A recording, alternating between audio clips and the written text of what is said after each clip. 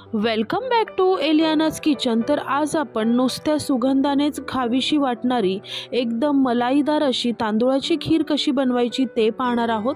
तर खीर एकदम सुवासिक होण्यासाठी कोणता तांदूळ वापरावा, खीर एकदम मलाईदार होण्यासाठी काय करावं, ह्या सर्व छोट्या छोट्या टिप्स सांगितलेली आहे।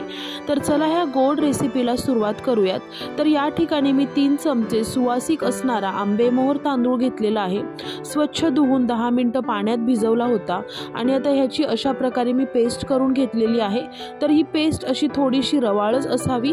तर खीर बनवण्यासाठी मी अर्धा लिटर म्हैशीचं दूध तापायला ठेवलं होतं। दूध व्यवस्थित तापलं गेलेलं आहे। आता यामध्ये आपल्याला तयार तांदूळाची पेस्ट घालून घ्यायची आहे आणि एकदा व्यवस्थित तळापासून हलवून घ्यायचं आहे।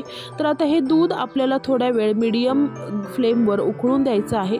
तोपर्यंत मी काजू, बदाम आणि भोपळ्याच्या बिया तुम्ही तुमच्या आवडीनुसार घ्यायच्या आहेत। मी हा बारीक चॉप करून घेतलेले आहेत।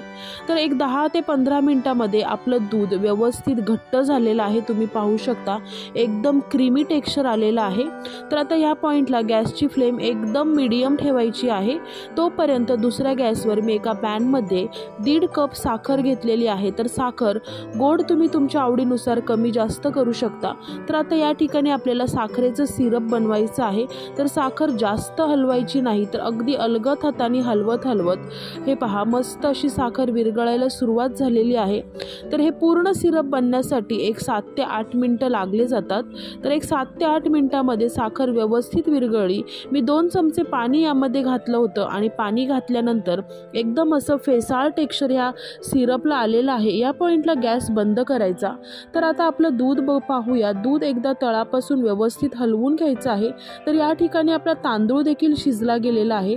तर आता हे जे साखरेचं सिरप आहे ते यामध्ये घालायचं आहे। अगदी काळजीपूर्वक घालायचं, कारण हे सिरप घातल्यानंतर दूध पहा किती वेगाने वरती येतं। तर मी अगदी काळजीपूर्वक हे सिरप यामध्ये घातलं आणि तळापासून पुन्हा एकदा हलवून घेतलेलं आहे। आता यामध्ये बारीक केलेले ड्राय फ्रूट्स, 1 चमचा वेलची पावडर, तुम्ही जायफळाची पावडर देखील वापरू शकता।